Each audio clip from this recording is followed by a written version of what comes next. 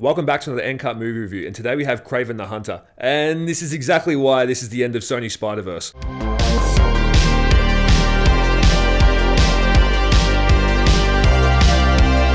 And as you heard in the opening there, this is the ending of the Sony SpiderVerse, and you can understand why. I mean, coming off Madam Web was hard enough. I mean, that should have been the end right there. I don't know why they continued on with it, but they did. And then we have Kraven. We love Aaron Taylor-Johnson. Like, he's a good actor, and he's been in some really good roles lately. I mean, Bullet Train's one of our favourite movies coming out in the last few years. And coming into this movie, we thought, okay, maybe he could salvage this a little bit. He could maybe put on a performance, and then that would change the movie. And look, if you're going to take anything good away from this movie, or something that worked, it's probably his role as Kraven. Now, it wasn't amazing, but with what he had to work with, he did pretty good. Overall, though, this movie is just absolutely deplorable. I mean, I don't know what it is with Hollywood and getting Russel Crowe to do these horrible accents in movies, but the minute that he comes on the screen, when you sit down in the cinema, 5 seconds into the movie, you're just like, great, this is like, what am I watching right now? Because Russel Crowe is a good actor too, and he's done some great movies, but it's like, why is he playing a Russian dude when his accent is so strong and his Kiwi/Aussie accent is so deep that you're like, there's certain words he just can't break through. He's trying to do a Russian accent, all you hear is, g'day mate, in a Russian accent. You're like, I think it's a little off. And it's such a, like, there's other Russian people out there. It could have been anyone. They couldn't find one English-speaking Russian guy to do a Russian accent that was authentic. The plot of the movie is essentially Madam Web,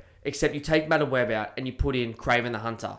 The way the narrative was unfolding in this movie and the way that the storytelling took place was very similar to Madam Web. You can tell that these movies were made by the same company, by the same people, by the same brain trust, because throughout the movie you're just watching it going, it's the exact same narrative build up. The opening is the character gets some bad news about a family relative, and then for the next 30 minutes it's a flashback that really is not gripping whatsoever, that explains, oh, this is how the person got powers, or it's the exact same build up as what happened in Madam Web. It's like, okay, we get that you have to explain how they got the powers, but still, make it interesting. Or, make it quick. So when you open up with the scene, because we always talk about the opening scenes here, everyone knew that this was going to be a dodgy movie to watch.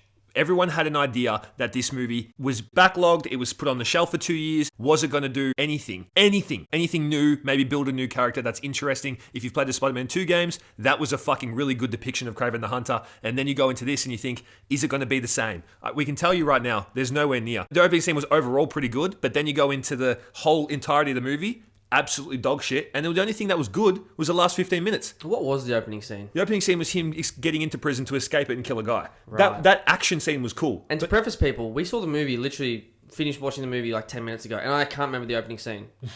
That's literally the perfect way to describe this movie. I've forgotten it already because I just was watching it like, this is so... Well, actually, that opening scene was good, but the movie itself, halfway through it, I went, God, this is dragging out. It was tough watch. Yeah. Now, I don't know if we've been oversaturated with superhero movies to the point where we don't care about backstories anymore and we just want the superhero part now, because obviously Marvel is so far into their Marvelness that there's no more backstories anymore. It's already all pre-established characters who have backstories have been fleshed out, and now it's just superhero. So when you come into a movie like Kraven, like Madam Web, and they're trying to explain the backstory of the character, it's sort of like, okay, yeah, we get it, cool. They had a traumatic experience, or they drank some sort of serum. Yeah, cool. Let's just see their powers. I don't know if that's what we're sort of suffering from, but this backstory was so boring. Yeah, it's so boring. It's because they have no new ideas. Like, obviously, what you've just mentioned is exactly the ideas that they can choose from. It's 4 or 5. Yeah. So we know it's going to be one of them. There's really no interest anymore of, he had trauma here. This is an interesting storyline with his parents. Something different.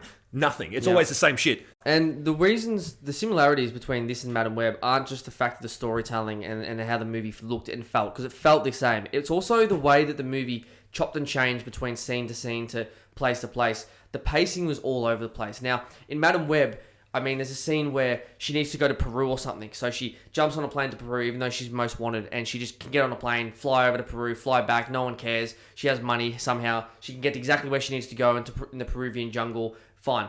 This movie was the exact same. Aaron Taylor-Johnson's character just goes to Russia. It's like, how did he get there? In the flashback sequence, he's a kid, right? And he runs away from home. And then next thing you know, he catches a boat to Russia. How is this possible? He's just walking to Russia. And then it cuts to the next scene, and he's got a backpack. He's walking in the Russian forest. Same backpack, same clothes he had when he left London. Like, how is that even possible? How long was the boat ride? The boat landed in west of Russia, and he walked all the way to the east. He has no food. Fucking ridiculous. No water. No shelter, and he's just like, yeah, I'm just walking through here. Like, I'm all good. No worries. It's like, how? It's the same with Madam Web. How did she get to Peru? Yeah. With no map, how did she find where she needed to go in the jungle? The only good parts of this was literally the action scenes because they were very well done and they were kind of gruesome, which was a new take. I haven't really seen a gruesome death in a while, especially in a superhero film. And then the other thing that was really cool that I noticed was there's a bad guy in here called the Rhino, and the transition from the Rhino to his normal form was actually pretty well done. That was the only good bit of CGI or VFX that I've seen, or prosthetics or whatever you want to call it. That was the only good bit. But it sort of stopped there because Rhino, once he was in that full form, the CGI of him looked crap. Horrible. The transition from Rhino was cool. It's just anything else other than that is shit. Like the CGI was shit. And by the way, everything else pertaining to that was really bad. The scenes of Kraven climbing buildings, horrible. The AI voice that came over some of the characters for lines that obviously were missed and they went back and redid them. Horrible. There was literally one you could see. It was the AI voice on Calypso when they're back at Kraven's lair. It is actually deplorable. Yeah, if Sony was going to be doing more movies, they need to figure that out. Or they need to come out and explain what is actually going on with their ray tracing, with the mouth, like with the audio compared to what's being said on the screen. In Madam Web, the bad guy in that, I don't even remember his bloody name because he was so forgettable, but he was ad-libbed, he was dubbed the whole movie. They did the exact same thing in this. Like, there were multiple scenes, like Josh mentioned with Calypso, but also with Aaron Taylor Johnson, where he's like doing something, his mouth's not moving. How is that happening in a movie that costs $130 million? Who's editing this movie?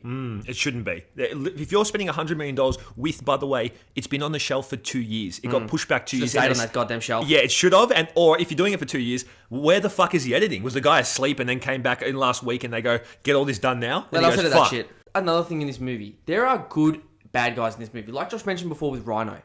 You don't see much of him in this movie, which is crazy, but he's a good bad guy once he becomes one. You just don't see much of him. Same with Tracker.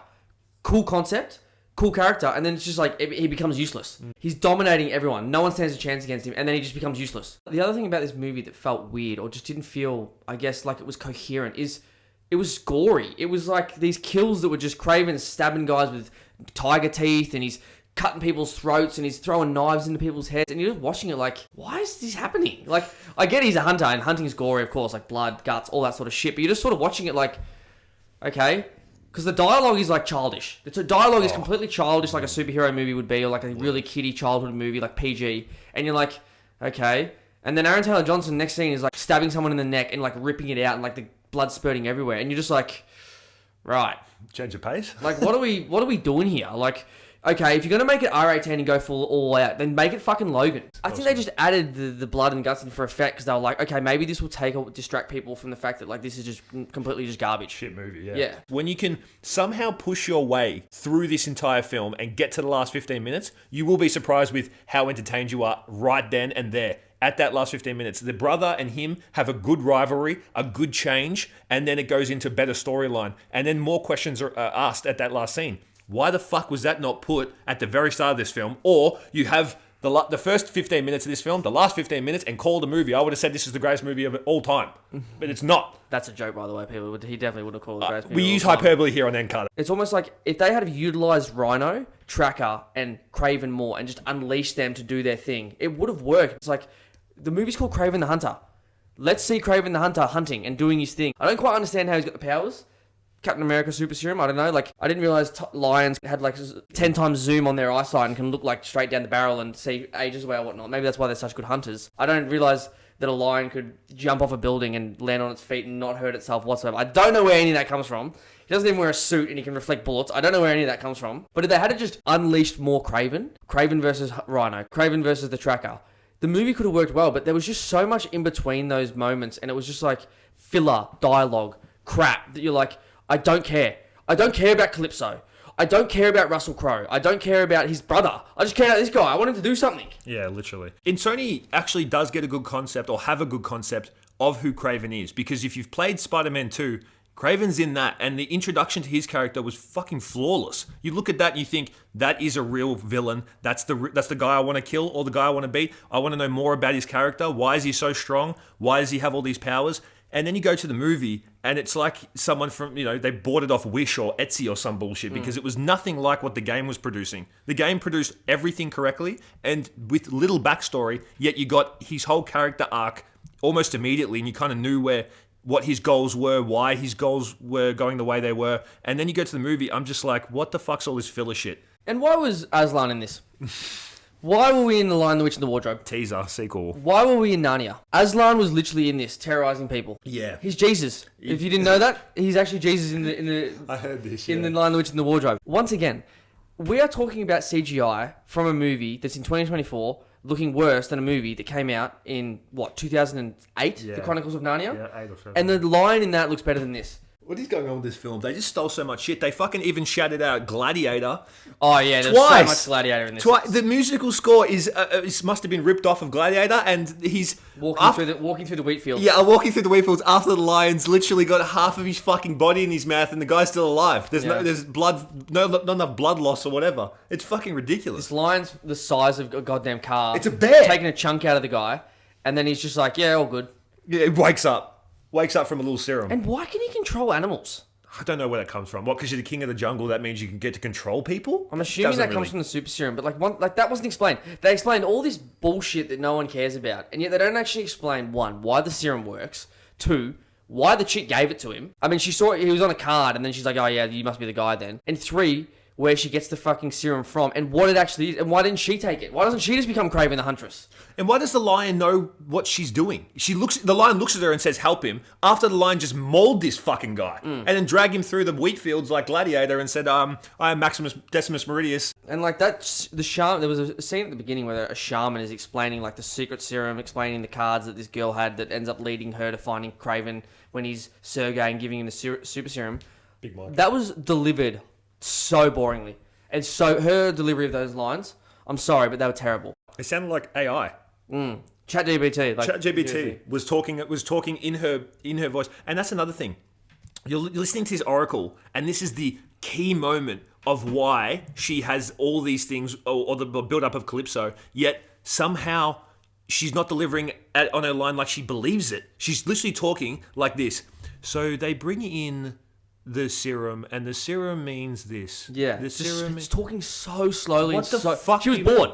Yeah. She's like, why am I saying this? She's like, why am I acting? Yeah, why am I talking to Calypso like this? Why is this girl named after a goddamn ice pole? Exactly. Yeah, literally. And where's Davy Jones when you need him? I was about to say, where's Davy Where's Jones? the jar of dirt? Where's the jar of dirt? Where's Davy Jones with the organ? Come on now, like seriously. Talk about CGI. That's where it peaked. So as always, guys, we end these reviews with a rating. I'm gonna give this a 4 out of Thingo. It's watchable, but I definitely don't go to the cinemas to see it. Let it bomb and let it sit in the bomb.